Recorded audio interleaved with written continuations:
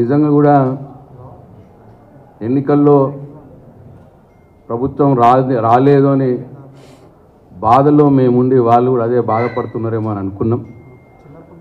కానీ మా కార్యకర్తలే మాకు ధైర్యాన్ని ఇచ్చినారు. మా నాయకులే, మండల గ్రామస్థాయి నాయకులే మాకు ధైర్యాన్ని ఇచ్చినారు.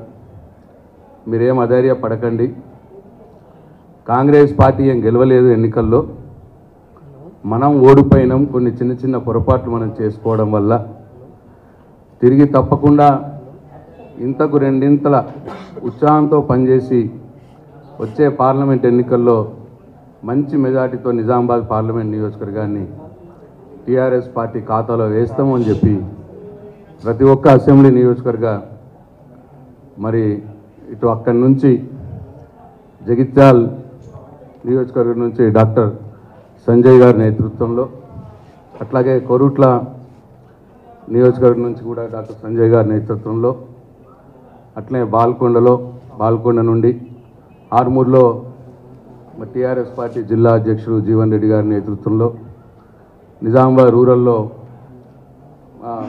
బాజిరెడ్డి గోవర్ధన్ గారి నేతృత్వంలో, నిజామాబాద్ అర్బన్లో గణేష్ గుప్తా గారి నేతృత్వంలో, జగిత్యాల నుంచి రమణ గారి ఆధ్వర్యంలో కూడా మరి కార్యకర్తలు వచ్చినారు.